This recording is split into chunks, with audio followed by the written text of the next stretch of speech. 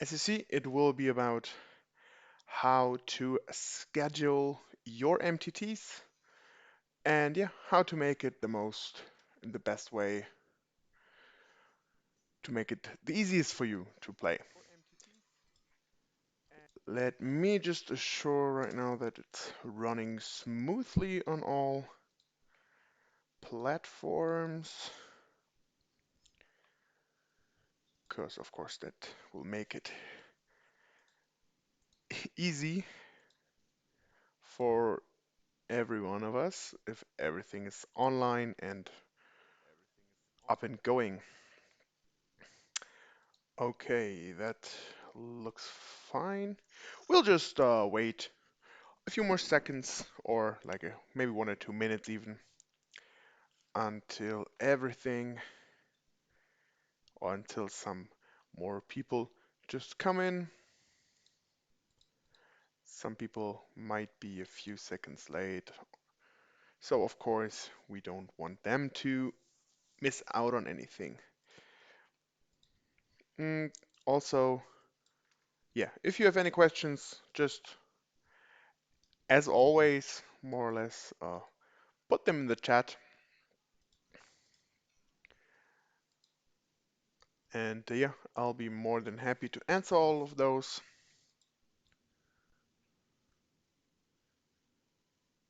Okay, that does look good. Let me hear the sound.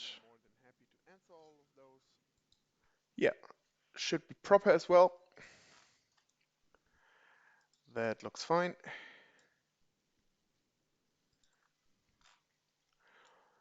And yeah, I think we'll just gonna start here now.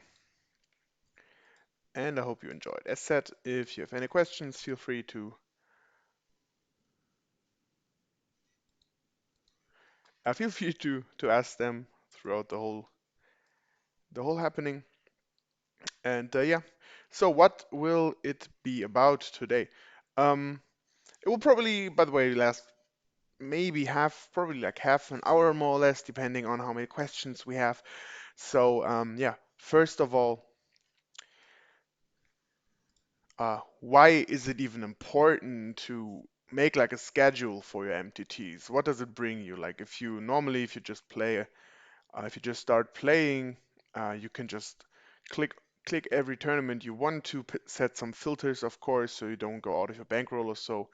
And yeah, just start whenever you want to, and whatever is open, and you don't really care about what is up to play today. How can schedules look like? What can they have? What should they have? And yeah, all of that. Also, just gonna show you some examples of a schedule. And last but not least, I'll yeah talk about some pros and cons of a schedules because of course it's nice to have that, but maybe for some reason you will not have that. If it might be like time reasons, like it could take some time to set everything up and so on. So yeah, that could be one thing why to not do it. And as said, we will go through all of that now. Don't worry if I sometimes just click to want to just check if everything is running. And yeah, of course, before we get into it completely, just make sure to watch the stream till the end because we have some nice information about our course we are offering right now. If you see it in the description below on YouTube or in one of the banners on Twitch, you can just click it, you get to our website, and then you can get in contact with one of our managers uh, because yeah, you can get the course for free currently. We have a nice agreement with some poker rooms, so the money it usually costs will get paid by them, but I'll explain it a bit more in detail at the end. Now, yeah, let's just jump in here. So why is it important to have one? You see, we have all the lists here. I'll go through them one by one so it's easier for you. So first of all, it just gives you a great overview on what to play. Um, if you're doing it more and more professionally, it's easier if you know about what is coming up, which tournaments they have, and how long is the registration, for example, and also maybe if it's a re-entry or a rebuy, like how many bullets can you use, because it might differ on some days, as you know, maybe on PokerStars, the hotter or the bigger tournaments on Sundays, they have re-entries, they don't have them uh, during the week. So just that you know about that, it makes it easier for you. Uh, it can also help you to keep your average buy-in at the needle level. So if you, for example, have, let's say, $2,000 in buy-ins, as we recommend, you should have at least 300 buy-ins. So that would mean your average buy-in for this sessions when you have at least 300 buy-ins and you use some of it. So if you have 2K, it shouldn't be higher than $7. Thanks for the follow, by the way. Nice to have you, OTB Pugacheva. uh, and yeah, as said, so it's good to know, like, even if you take some shots for $11 tournaments, for example, in that case, then you have some 3, 4, $5 tournaments to see what the average buy-in of this schedule is, and then you can maybe add some or put some tournaments away to see how the average buy-in on that changes. Also, because you use like some Excel sheets mostly for that, the formulas for buy-ins and caches, rebuys, add-ons, and so on, you can make them once and then you have them for the whole time. So it makes it easier for yourself to keep track. Also, having a stable schedule also makes it easier for you to know when you have time for other things. So I said, if you study, for example, if you're a student, you know, okay, I can take that and that amount of time because the tournaments last that and that long to play. And on other, and in the morning or later, I'll need to study or, do some workouts, maybe, I don't know, go out with the dogs, enjoy time with your kids, with your wife, with your husband, whatever. And also, what it's nice, yeah, for both sides, like starting and ending times. It's kind of important to know when your schedule will most likely end, right? So if you start throughout the day at 2 p.m. and the last one you register is maybe at 6 p.m., and then you can put down how long it usually takes. And then you see, okay, this tournament, it's maybe like a bigger 22 or whatever, less 11 hours. So if I make it to the final table, if I win it at the end, which is of course always the plan, uh, I will play until, let's go from 6, 11 hours more, so it's 12, like until 5 a.m. That's the longest it will go, plus minus 30 minutes probably, of course, but just so that you know when it will when it will end. And even for smaller sessions, that might be even more important, right?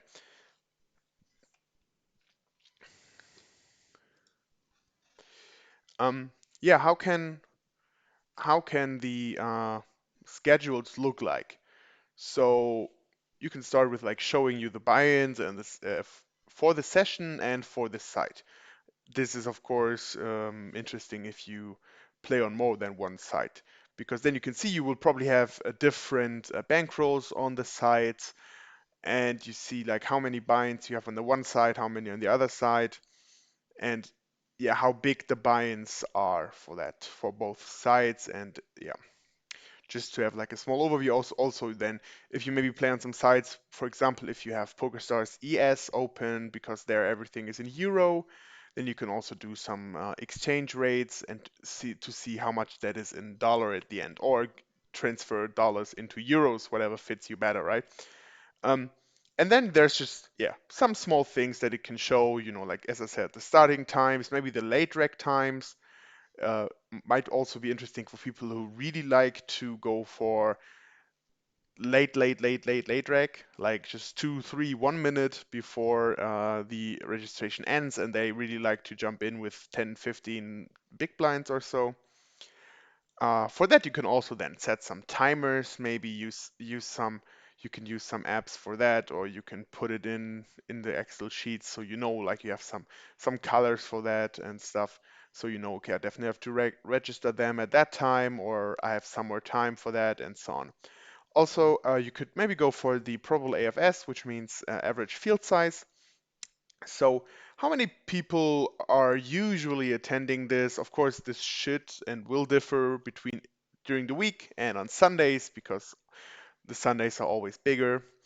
Uh, you can also, if you have a good feeling for that, go for the average level of players in that tournament. So you see, for example, if it's a Sunday Million, the people, or there's a lot of people who play pretty, or who are not professionals, they just like to play Sunday Million every week.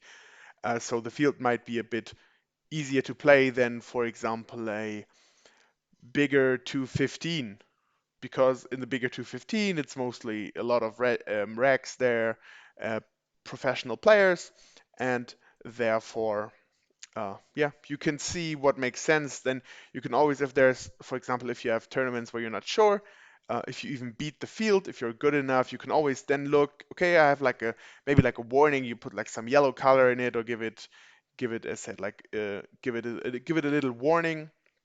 And then you can always look up at the day of your session if the field looks good, because you mostly will have notes on the players and you have some tags on them, so you see the different colors and you see, okay, we have quite a lot of fun players in there currently, or bad racks, and then you can just easily register it or not. And therefore, it makes it easier for you and maybe even saves you some money or wins you some money just to make that decision in the first place. Uh, Also, of course, caches and bounties, always interesting to see, because in the end, you want to know how much profit or loss you made. Hi, Wayneo75, by the way, welcome to our stream. Good to have you here. Feel free to post any question if you have some. I'll be continuing on an example how a schedule can look like. So as you see, this would be like a normal Excel sheet we are using here in our Academy of Poker. You could get that, for example, if you start with our coaching. If you go for the individual coachings, then we will provide those things next, like, yeah, like this. Also, of course, some pre-flop charts and raising charts and stuff like that. But also, as said, those cheats for the schedule. And then you see, I'll be just going over it with a mouse now. So you see, like here, you have the average buy-in, you have the number of tournaments, the starting time, the buy-in, and some description, or like just the name of the tournament. Um, and then, as I said, like you can add some stuff. As you see, average field size, average length, maybe also your ROI, like your return on investment. That's again a thing when you go about the average level of the players. So you see, okay, I'm beating this field pretty much a lot of times. So if there's some deep stack tournaments, I think that like shows the biggest differences. When you play like deeps, for example, you play at turbos and you play deep stack tournaments, and you see that in the deep stack tournaments, you always cash, or you always run deep because you like playing deep stack. And in the turbo tournaments, you bust rather early and your ROI is not that good. You can, like, if you put in the tournaments, and you could put it like in a history, like after you have them, you save them on another sheet, and then you can track that. So whatever the description of the tournament is, you can track it and like put in some formulas to have that. And then you see, whenever you put in the description, it will also show you the ROI of the tournament. Of course, then you have to have in mind to always use the same kind of tournament. You can make it a bit easier by just going like turbo, hyper turbo, regular speed, KO, progressive KO, and deep stack, or something like that. But that's all possible to do. Uh, and yeah, then you see, as I said earlier here, when you put in the different tournaments, as you see, we now have PokerStars ES, Party Poker, Natural 8, which, by the way, I cannot play any longer on, unfortunately. They now just banned play from the Czech Republic for some reasons. I hope I can go on one of the other GG poker sites, because I do like it, and I think they just updated their software as well, if I saw it correctly on Instagram earlier. So it would be nice to keep playing there. And yeah, so you see, you put in some numbers here, and then it shows you how many tournaments you've played here, and that's pretty nice. Also, as you see, like you can put a link here. So I have a link here to a website that just shows the current USD euro course, and then you can just put it in because here for PokerStars CS, as you know, this is played in euro, so it will then just change it and yeah, multiply it by 1.1112, so you get the US dollar amount shown, just to be on the same track here as the other sides, right? Yeah, another small thing here that you can show, for example, you would the comments again. You can, as I said, you can use them to put in what you played, what kind of tournament it is, but also maybe for yeah some bust out hands might be interesting for your holder manager later if you maybe forget to mark that hand for review, or you have some interesting notes on the player, and also maybe if you have backers that you can put down how you lost it, which should be interesting. Like if people have percentages on you, if they have some shares on you, they of course want to see how you're doing. And then you can maybe put in like here lost aces versus king 10 for 45 bigs or something like that. Just as a small reminder for the tournament, uh, to then, as I said, show it to your backers, to people who maybe have some shares on you, or just for some stuff you want to see. Maybe you got in some other things like, oh, made two, three mistakes in three bad pots, need to review that on Holder Manager, or need to review paired boards for Flopzilla or whatever. So there's a lot of things you can do. And yeah, other than that, it kind of looks the same. It's the way it is shown is a bit different, of course, but you see it here. So we have the date again. Then you can here just choose the room, and you see you have the same ones here again. Also, you see if you have some money on Skrill, NetTeller, if you use that, you can put that here because via Skrill it's mostly pretty easy to just put the money from one side on the other side without really paying a lot of fees, or maybe sometimes even without any fee, which is of course always good for us players. And yeah, in that way, you can just put it in, as you see here again, buy-in, maybe then rebuys or add-ons. You can use that, of course, for re-entries as well. Then you see the bounties and your cashes. And then it just sums up for the profits. So you see how much you won or lost on that tournament. And it also already, because if you choose the room here, it also already tracks the current balance and changes it to whatever you lost or won, which is nice. And if there's some rakeback, there's a big if because you see there's a lot of PS here, and on PokerStars you don't get a lot of rake. Um, then you can also track that because of course that changes your balance, and you can't track that in here really because it's not a tournament. So you can just put in some extra amount here for rakeback you got, and then it shows you everything there. And exactly. So also if it's maybe some chests, so you I don't know you won. Maybe sometimes you even get like a free bet if you can go on the betting sites. You get some free cash. You can add it as the rake back, and then it's easier to be on the right track then, because how else will you really put it in here? You could put it as a tournament, but then it kind of messes up uh, your sheet here. And yeah, I think pretty easy to go for. As said, you can just pretty much add so many things for it. You can also, of course, put in what kind of tournament you played. So instead of just choosing the room, as you see here, we could open that and then choose one of the rooms. You could also put in, like for example, I also play pot limit Omaha. I sometimes play some pot limit Omaha high low or no limit Omaha, and in that way you can see how you're doing in specific types of poker, right? So even if you overall maybe win some money, you maybe miss out on that you're losing, like almost all the money you're losing comes from no limit hold'em, and almost all of your profits come from Omaha. So then you should maybe either change more to pot limit Omaha. Of course, there are not that many tournaments available as for no limit hold'em, but still, your ROI in Omaha is just so high that it would make sense to play less tournaments, but maybe then go for higher buy-ins or so. or that, yeah, you just need to improve and hold them and look at more spots where you think you're doing the right thing, but actually you're making a lot of mistakes. And yeah, so you can add that and then just put everything in. So for example, now the Micro Millions is coming up. I think it starts next week. And there, I mean, you will probably also play uh, the other tournaments, right? So you're gonna have some deuce to seven, some horse, eight game or whatever, and just for that you can put it in and see how you're doing in those. And yeah, I think it's not that hard.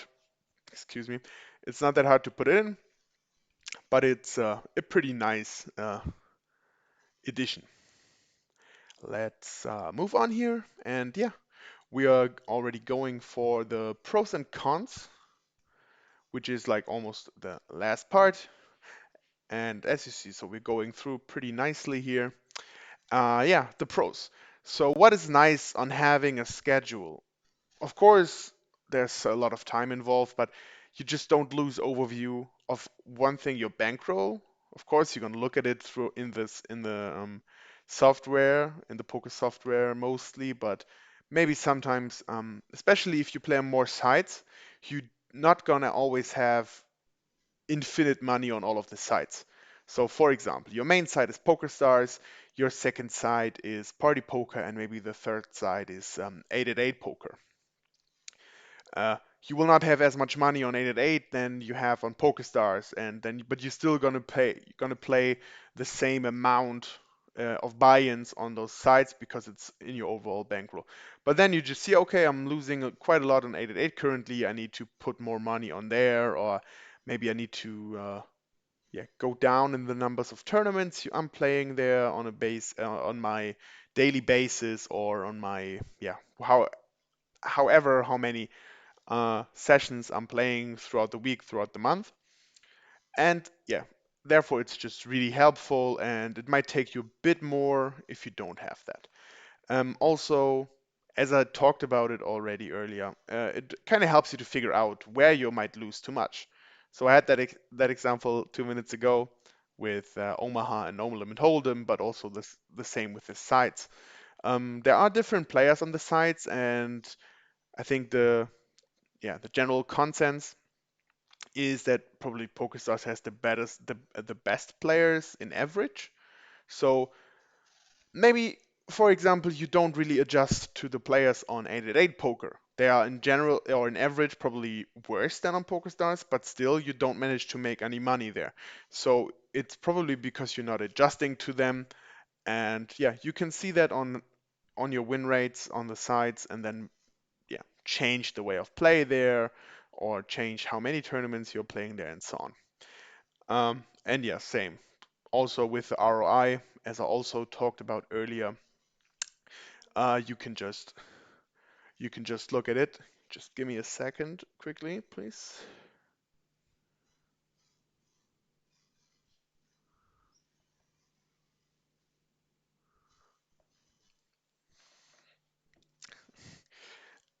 Yeah, so it shows you about the ROI.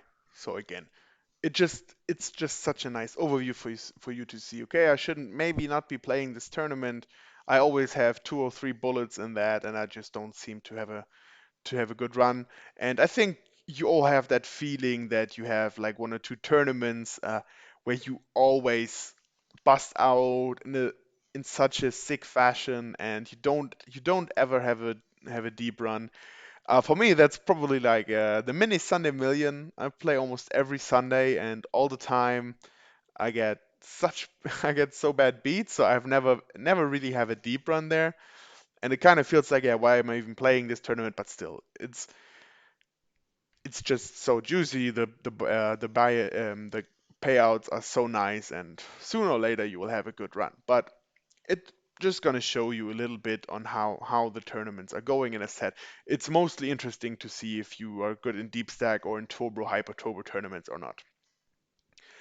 And also, as I also already talked about, it's good for your private stuff. So if you have any appointments or some private stuff you have to do, and you see that yeah your normal schedule will start at 2 p.m.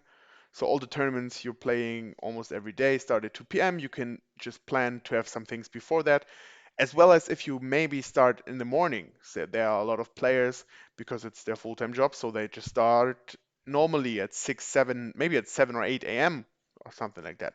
Then you can set appointments for later because you know, okay, I'm registering until 11 p.m., 11 a.m., and my last tournament will stop at 5 p.m., for example. Then you can just still put some appointments at 6 p.m. because you know it will not uh, interfere with your poker schedule.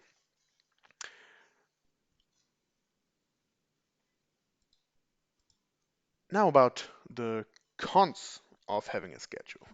Um, so far, I only talked about how nice it is, but of course, there are some downsides to it. It is a lot of work to have it running smoothly. Like the formulas, of course, you can also get some in the on the internet. Probably, if you have no clue about Excel, for example, it will be really hard to start with it, I'd say. But if you get into it, it should help, and you should get it work. But yeah, so have the formulas, find out how the links works, and all the other stuff. So and also like if you have if you put a comma instead of a dot there, or if you close a column close with a column too late or too early, or put two instead of one, then Excel shows you some problems with it, and that's sometimes really devastating for you, and you can't find the problem that occurs, and yeah, then you're getting really demotivated. So it's really hard to have it going. If you once have it, it should be running smoothly, but of course you need it to update often. So there are changes in the schedule. PokerStars, to be honest, is mostly pretty stable when it comes to this. But also there's like new things coming up. So for example, if they go up, what did they have in the last month? Like short deck poker, for example. They came up with some tournaments as well. They now have some, I think like some bounty builder on demand, for example. Or just coming up with some new tournaments from time to time, or maybe as said, deleting some. So then you have to update your list, put in some more tournaments, or delete some. Maybe change the starting times, maybe change the registering times, registering the average, changing the average field size, and so on and so forth. On other sides, I think on Party Poker it does happen more often. Same for I think GG Poker, they do not change that much, so it's mostly probably Party Poker. We'll see how stable this schedule is for them. Of course, they're also trying a lot of things, which is nice. But like if you have that, it's kind of annoying to have it update, to have the needed update for this all the time. And again, like if you don't do it, if you are too lazy to do it, if you don't like it and would just want to stay on the this one uh, this one schedule you're using, you might miss out on new tournaments. And as I said, sometimes they just do come up with really interesting tournaments. And I mean, I want to get into short deck poker quite a bit, so I'll for example have a look at that more. And if there are tournaments coming up for that, I'll definitely gonna have a try at that. But for now, this is fine. But yeah, as I said, you're gonna miss out on that if you don't update it regularly. So yeah, do it. And if you don't want to, then maybe a schedule is just not for you. Uh, Last but not least, thanks for watching at first. Again, let me know if you have some questions, but the last thing I want to tell you about is our course. So what does it consist of? We have 4 online lessons. Those are group lessons. I will talk about strategies for MTTs. I will talk about the poker, the math, the basics of math in poker. I will show you about using how to use software and what softwares to use. And also we have a small um, analysis at the end of our group sessions where students will send me some hands and we can go over them together to see each opinion on those, and then we can come, or I will show you what the best solution is here and then tell why the thought process might be wrong from you or why it was right, which is I think pretty nice. Then, as I also said, you get pre-flop charts. So that's for raising, three betting, flatting, blind versus blind situation. We will provide you those. And last but not least, it includes two personal trainings, so two individual lessons. On these, we will discuss your most expensive leagues, so your biggest leagues, and we will also develop like a future plan to go for. What we will do there as well, we can talk about again the software. If there was some problems, we can just have a session together. So yeah, I'm looking over your shoulder. You play, you tell me what you're doing, why you're doing it, and after the hand, we can discuss. We can discuss the hand. I can tell you my thoughts about it, and then see where the differences are and where I see problems or some mistakes in your game. Also, we can do another hand review. Sometimes that was my experience so far. Some people they don't really want to show in the group sessions because they're afraid of getting marked in some way because they think they're not because they know they're not like they're at the beginning, so they're not playing that good in some situations and they don't want to be embarrassed by showing these hands. But then we go through those hands still, and I can also show you maybe through Hold a Manager, which all of you should use. Uh, yeah, where your biggest problems are and where to start, and then again start to build like a plan for the future if we are going to go for more individual coachings, which are offered currently by me in English. We have also, for example, Leo Don Leon and other coaches who who offer this currently in Russian mostly. So I'm here for the English coachings. And yeah, we will go through that then, and again, build a plan, have different lessons where we go through specific things of your problems, go through more software, show you how to analyze hands on Flopzilla, for example, how to analyze hands on simple post flop, how to make your holder manager in the most efficient way, and so on and so forth. And all in all, this would cost you 300 euros. But as I said at the very beginning of this webinar, the room will pay for your education. And all you need to do for that is hit the link in the description below on YouTube. If you're on Twitch, just click one of the banners. It will get you to our website, and then we can get in contact with one of our managers. The thing is here, as said, so the room will pay. How do they do that? So you register in one of the rooms, you deposit money there, of course, because you want to play, and then you create some rake. Creating the rake, after creating some amount of rake, the room will then pay for you because we have an arrangement that if you play a certain amount or if you pay a certain amount of rakes, so you have played a certain amount of tournaments or played a certain amount of time in cash games where you pay rake every hand, um, then the poker room will pay for you. So you don't have to pay anything here, which is really nice. And I think just the preflop charts, even though we didn't give them like that high of a value, I think they are pretty valuable because it will just help you to almost stop thinking preflop because you will know what to do in almost all preflop situations with every hand out of every position. Uh, Again, this is then it for today's stream.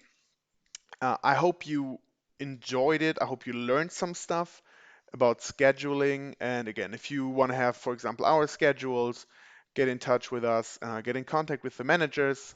You can get those for the in the individual lessons and maybe even in the group sessions, depending on your questions and if it already fits in. Um, yeah, again, this is then it for me today. Thank you so much for watching. And small reminder for Thursday now.